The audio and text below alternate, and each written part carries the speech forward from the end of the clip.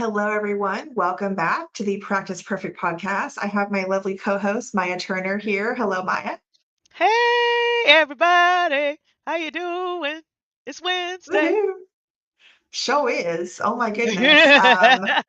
Well, I know Maya and I work together like all the time, but like we get so excited when we get to see each other face to face, right? It's just a good Exactly. Yes. time.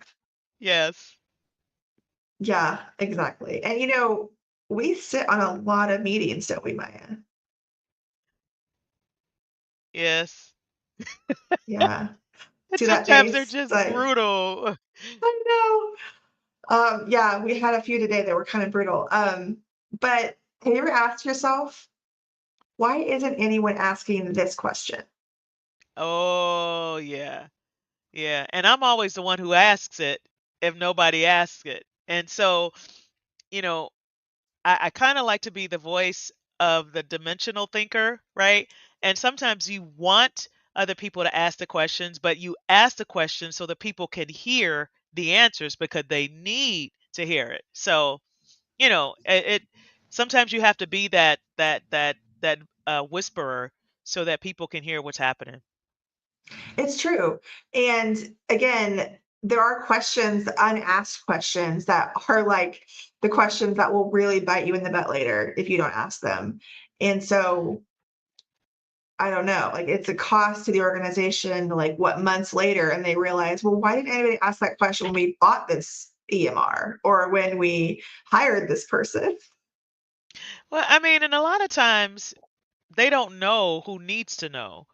And and a lot of times management is just trying to manage, but at the end of the day, management needs to think about practicality and its usage. And when people don't really think about that, it changes the game a lot because people are like, "Wait, I was wait, does this?" And then you got to relearn a process or learn a process that you should have learned in the beginning. So, Yeah, I mean, we get the question, how much is this going to cost me? But what really should be asked is, how much is it going to cost me without it? absolutely. Absolutely. And I mean, just like, the call that we were on earlier today, um knowing the logistics of how something works, knowing how all the cogs make the wheels go forward or turns the hand of the clock. You have to understand all of those hands so that the clock can move. But if you don't have all the cogs working, the hand doesn't move and time doesn't go forward. So it's very metaphoric in what I'm saying that, but what I am saying is that they have to cohesively work. And if they don't cohesively work, you have a problem because time isn't moving forward. You're not moving forward. The practice isn't moving forward. So, Yeah, and a lot of those decisions get made in a leadership role with a supervisor or CFO, and not everyone's in those conversations. And the ones doing the actual work, like the actual billing and coding, the compliance, those are the ones that suffer later when they weren't there to ask those questions, and they probably should have been in those conversations. And so when you think about that, what ask yourself this as you're listening and watching this episode today, what happens in your practice when leadership doesn't ask those hard questions? And to me, sometimes they're not even hard questions, they're just basic common sense questions that sometimes someone without healthcare experience or healthcare background doesn't think to ask. yeah. And, I mean, let's be honest. I mean, I think it's about culture. Um, Mhm.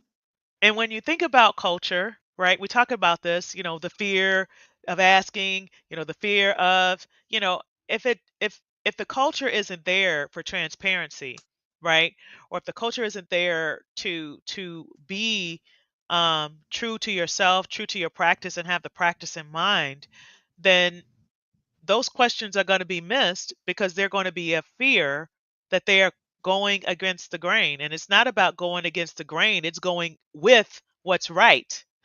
So you have to think about those types of things when it affects your job. I'm just Yeah. saying. And one of the main reasons why practices sometimes don't ask certain questions, I mean, let's get right down to it. It's a fear. of what it might reveal when they ask those questions. Yep. Sometimes they have to ask those difficult questions about, how are we doing on days in AR? How are we doing on our prioritization turnaround? Like how we denials we have. These are questions that are going to possibly reveal a gap in a workflow in a certain department, and maybe a certain person might be the one singled out, and they don't want to mention it because then maybe they fear losing their job. But sometimes it doesn't matter at all. The organization is the one that matters as a whole. So if the doors can't stay open, nobody has a job. So we have to be willing to ask those questions and be willing to be honest about those answers. Hmm. Hmm. I'll just say this. When you're really cognizant of your job, like you said, what happens if we don't? What happens if we can't? Right? You have to ask both of those questions. If we have it, what does it happen? What happens? And if we don't have it, what happens? And how will it affect me either way? So having that three-dimensional thinking process when it comes to your job, right, is going to make the difference on how you ask questions, right? And Mhm. how it's going to affect your job. So in my eyes, you can't afford not to pay attention. You can't afford not to hear the details, especially if it's affecting your job and the outcome of getting paid. Right. And much of the risk that exists in the organization has to do with the word assumption. And so we see a lot of assumptions being made based on previous experience. You maybe were at a previous organization, you did things a certain way. Maybe you never saw the big picture. And so you just assumed everything works that way, or every organization does it this way. And you get to a new organization and that's not the case. Maybe they're more efficient and you realize, oh, wow, you guys do it this way. This is so much better. Why didn't we do it that way? Or vice versa. And so you can't go into an organization just thinking everyone does it the same.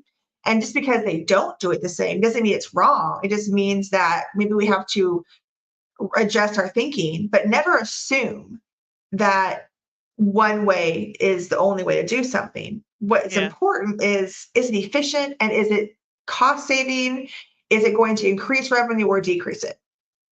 When I teach coding, everybody feels that there's only one way to find a code, right? Oh, But yes. Oh my but gosh. that's not the case. It's just like using your GPS, right? Learning how to code and all of these things are all related because it's like driving a car or trying to get to a destination. Siri is going to tell you one thing, but you know the back way because you see a train. But does that mean that that's the only way to get there? Absolutely not. So you have to take into consideration that there's more than one way to do it, and there's more than one way to get to your destination. So, please do not think that the way that and that's why a lot of organizations fail because they think their way is the only way and that's the best way. Mhm. Absolutely. And that's Yeah. really detrimental to many organizations, and the numbers don't lie. Um, Mhm. when I go into an organization to look at workflow, I meet with leadership first. I meet with the staff, and then I meet back with leadership because I want to hear what leadership says.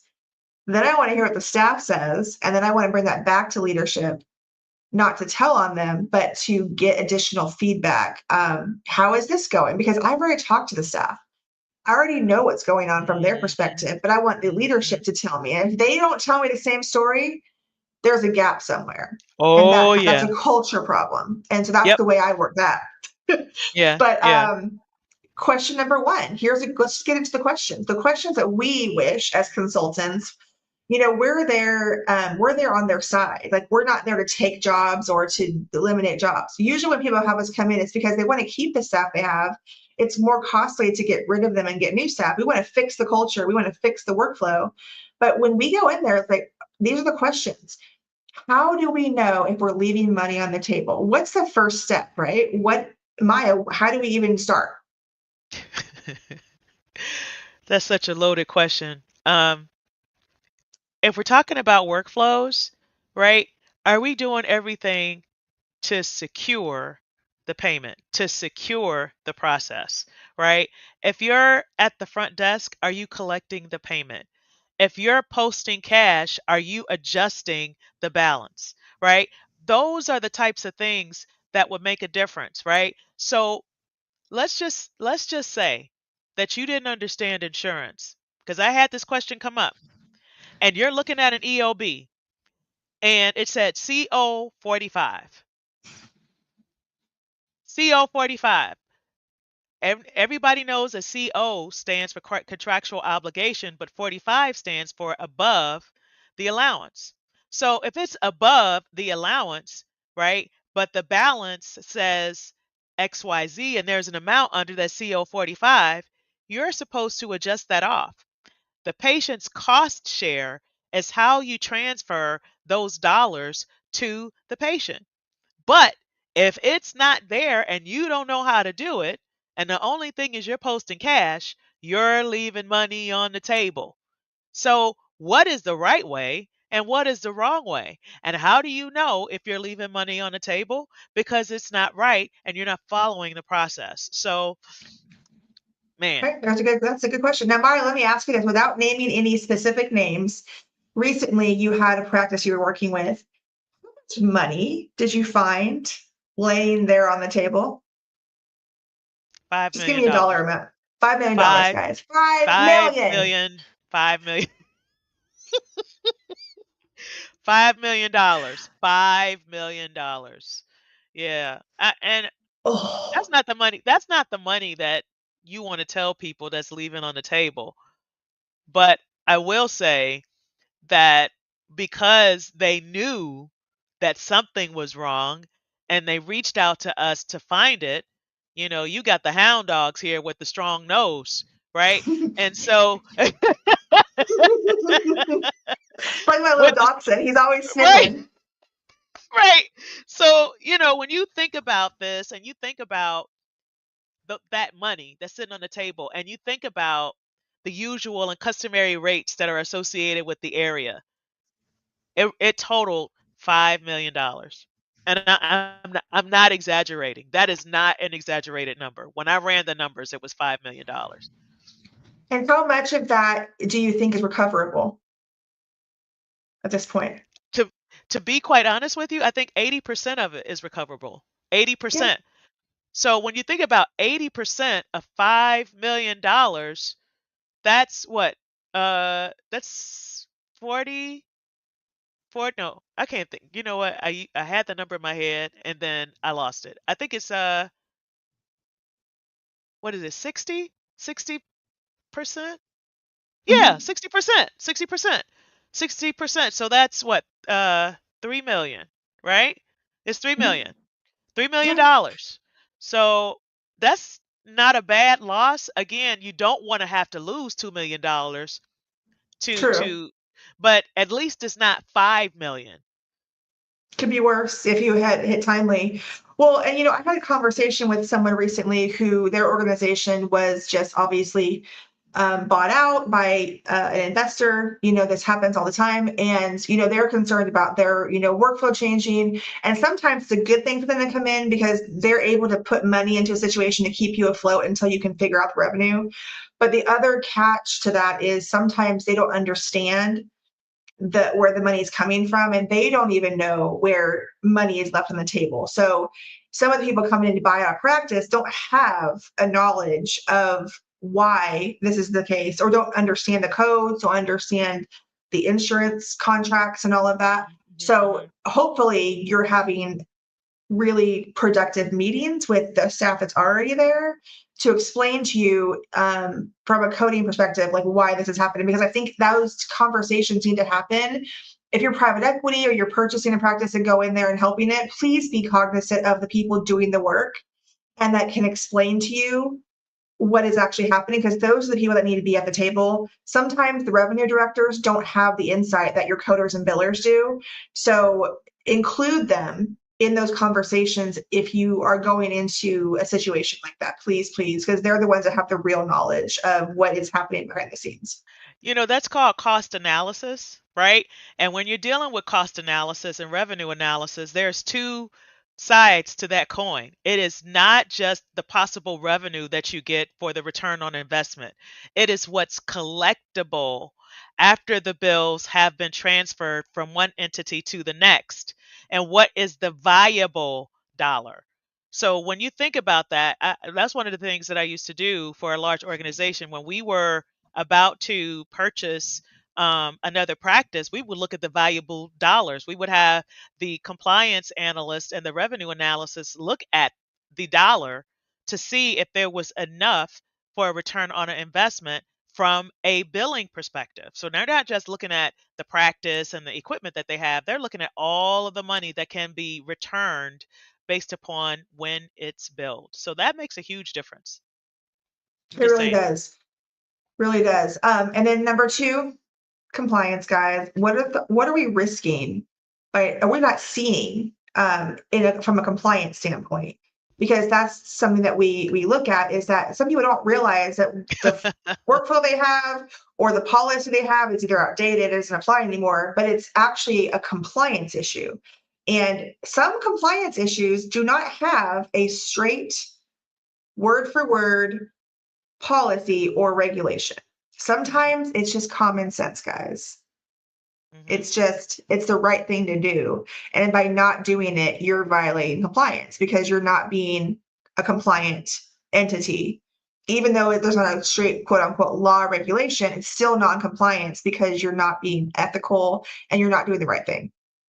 Well, let's talk about the state of Florida, who just launched the law that if you're Mhm. buying a practice in the state of Florida and you have a balance and you don't return that money to the patient, right, you're going to get fined. So think about that practice who has a lot of extra dollars on the books that are unaccounted for. You don't know if it's a write off and you don't know if it's a refund. But somebody need to find out. That's a compliance issue.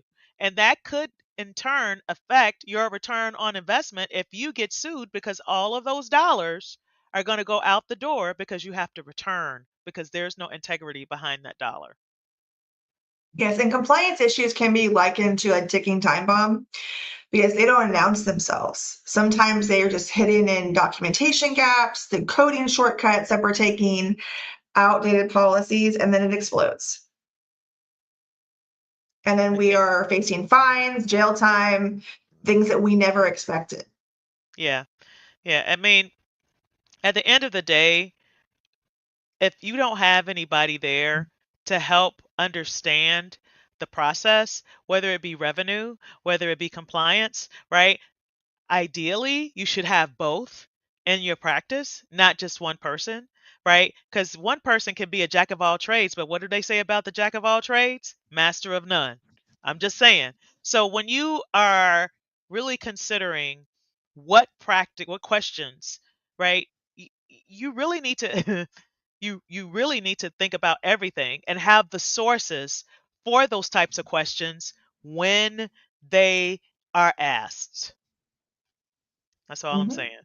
Um, Absolutely. And we have just these killers, like something super, we might think is insignificant as modifier 25. Look at 20 plus years ago when they did that audit, $500 million just having to be paid back over stupid mistakes of not, I mean, like, and it wasn't even like, even back then, I don't think the modifier definition had not changed. It's been the same nope. definition for 20 Yep. plus years. Yep. But Yep. its interpretation of it, understanding, training was not there, or people just insisting, I'm right, until the OIG says, no, you're not. Yeah. Yeah. And it when it gets to the OIG saying that you're not right, it's too late. It's too late. It's too late. So, Mhm. you don't want to put yourself in that situation. And in the words of my mom, you know, an ounce of prevention is worth a pound of cure. So when you think about all of the preventive measures that go with the questions that you should have asked, how much can you prevent from happening when you do ask? Mhm. Exactly. Let's talk about documentation, for instance. I just had a nice vendor spotlight episode this week with Magical, getmagical.com, one of our amazing softwares out there that's really working in the AI space. And one of the things we talked about is, practices are investing in artificial intelligence, obviously a lot of ambient technology out there with the documentation and helping doctors, get that right. But AI only works like the investment you put into the cost. Like if you're not asking the questions, like, yeah, we want to do this, but it starts at home. It starts in that exam room. The doctors and their workflow, how they document, will feed directly into the success of AI initiatives, artificial intelligence initiatives. If the documentation isn't good, it doesn't matter how much AI you have, it's going nowhere fast. Yeah. I mean, AI should always, and I say this, AI should Augment. augment the process. It should never automate the process because if it automates, then you don't have any control over what's happening. But when it's augmented and it's assisted with the human touch, with the human tangibility that's associated with that, then it becomes useful because it's doing what you're asking it to do and not doing it on its own. Everybody's seen Mhm. Terminator, right? Skynet, right? iRobot. iRobot Oh, I with Will Robot. Smith. Yeah. Oh, Yep. ooh, very superstitious. So when you think So yeah, about, yeah, that type of thing, you gotta make sure that there's some human element that's associated with it. That's all I'm saying. exactly. And speaking of the human element, how can we reduce staff burnout while still getting paid? It's a big issue nowadays. I went to several sessions at the Ascent conference that had to do with really just the staff dynamic and how we're taking care of them. Burnout is real, but a lot of the burnout we put on ourselves with poor workflows and things that don't have to be that way. Um, Burnout is really about a broken workflow, lack of training. That's what gets them Yeah. drained. They're Yep. fighting the same monster every day. And it's like the definition of insanity, doing the same thing over and over again, expecting a different result when all you need to do is change your process. By cross training. Every person should know every person's job in the office because that prevents burnout. It creates opportunity to expand what you already know. And then if someone were to leave the practice, you're not stuck because they knew everything and you knew nothing. So start thinking about cross training, guys. At the start thinking about not allowing, I won't say not allowing, but allowing people to stretch more than where they are so that they can have an opportunity to grow. I Mhm. just I don't believe in one person knowing everything. Somebody should always know, or they should always leave a trail on what to do if somebody is not gone, somebody is gone, or somebody leaves, or somebody's on vacation. Have a backup So always. exactly, ask those questions. Figure out, if there is burnout that is existing in your organization. Once you identify it, is it because we're short staffed? Is it what's the cost of this burnout that we're experiencing? This short staff, is it possible to allocate some of the workload to other people so we can keep the staff we have without having to hire? Or do we need to hire additional staff? What's the actual cost going to be?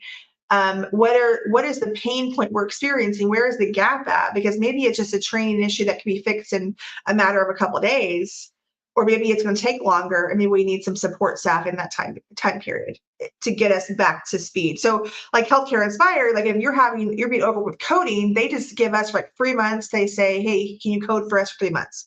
While we get back up to speed. Like maybe their coding staff needs to now help AR get caught up on billing and claims. And so we just take on the coding side until they can get caught up. And then we hand it back to them. And now we love that relationship because we're able to step in and fill a need, and then they can take it back. And I love that relationship. We've done that with several organizations, and it's fun to get to work with them and help them with that process. But then you become reliable in that process if it happens Yeah. again. So you create Yeah. a relationship. So I won't go there, but we got to get smarter, folks, about when Hmm. to ask and what not to ask and what happens when we don't ask. That's all I'm Right. saying. I mean, I think it's human nature too to not want to ask for help. I mean, I always tease my husband. We've moved a couple of times back when we were in apartments and we didn't have a house yet. And every time he wouldn't ask for help with moving. And I was like, really? I mean, I remember one time he had the entire dresser on his back taking it to the truck. I'm like, seriously? I can help you. He's like, oh, I got it. And like that, I still have that image in my head. It reminds me of Oh, the practices that couch bridge. just have a couch on their Pivot, back, like pivot, pivot. pivot, pivot. I have this t-shirt, by the way. I love it. But seriously, like, don't carry the couch by yourself. Don't take on that load by yourself. Ask for help because that's what we should be doing. Yeah, yeah. And that's Yeah, how, I yeah. mean, my husband, he's like that too. And he doesn't realize how strong I am. So when I'm able to pick up can you, I was like, dude, yeah, Ugh. I carried 2 car seats at one time. I think I could handle carrying a couch or handle and carrying. Oh, okay. I was like, yeah, I'm not a punk. Let me let you know. Let me show you what I'm dealing with. We got this, right? Yeah. But Yeah. it's okay to ask for help. And that matters in the workflows and also emotionally. So please take care of your staff. Check on them on an emotional level. We're going to have a mental health episode next month. This I'm excited to talk about to really focus on the mental health of our staff because that's going to also aid in preventing burnout. And Maya and I love talking about payer contracts. So that's another area that is overlooked. When's the last time you looked at your payer contracts? Because that's where your money is coming from. The actual value of the fee you get can be, broken or made better by looking at your contracts.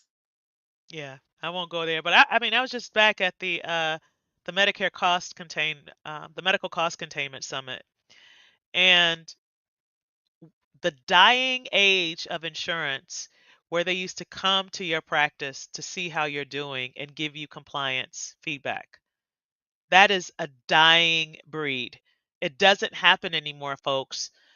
They're going to automate your compliance steps, but they're not coming to your office so you can ask questions. So the onus becomes yours. Exactly. So, I mean, there's a lot more that we need to ask. So again, we have, documentation workflows, we have front office workflows, coding and billing workflows, and just in general, do the people in your organization, are they in the right role? Because sometimes that can create an issue. So all these questions need to be asked, and we're going to create a little checklist for you, and it's going to be in our show notes, so you can download that if you are following the Practice Perfect podcast. You can always go to podpage.com, excuse me, Practice Perfect pod.com, and you can get all kinds of information, our previous episodes, and most of our episodes do have some great information in them. So, what happens next? You're going to learn, right? After this episode, you're going to take notes and go back to your offices and you're going to ask those questions, right? You're going to make sure to track the changes that have been made and the benefits after implementing some of our tips, right? I hope you are, because I think that you'll benefit from that. Yeah, it's never too late to ask the right questions. Never too Never, late never, never. to ask the right questions, because once you get the question right, you begin to do it right. I'm just Mhm. saying. Hmm. Right. And please, use our resources, practiceperfectpod.com, and reach out to us. Send us your feedback, your questions. We would love to hear from you as to what tips you've taken and implemented in your organization since you've been listening to the podcast. Because, we've been doing this. We're episode 22. So we've been Wow. having, I know, right? Episode 22 today. And, you know, you might feel like, why didn't I reach out sooner? But reach out to us. Let us know how you're doing, what has been working, what's not working. We love to hear these things because then we can share that with other practices who are struggling with the same thing, and what worked for you might work for them as well. So thank you again. Again, Jennifer McNamara here. I want to thank you for joining the podcast, and we love what we do. So we will see you next time. Don't forget, if you're going to be at HealthCon Regional in San Diego, to look, both Maya and I will be speaking together on DRGs and pneumonia, sepsis, and respiratory Respiratory failure. respiratory failure. Yeah, that's gonna be good. It's going to be so much fun, girl. I can't wait. Yeah. So, yeah, I get to see you in the flesh in a couple weeks. And then we have so much more coming, guys. Another place you can find me will be in December. I will be live at the NAMUS conference in Savannah, Georgia. I look forward to seeing you all there, and we hope to have a great fall. We're entering quarter four, so I hope you're thinking about all those quarter four initiatives So stay tuned for more tips as we get closer to the end of the year. Thank you very much for listening. Have a great rest of your week. See you later.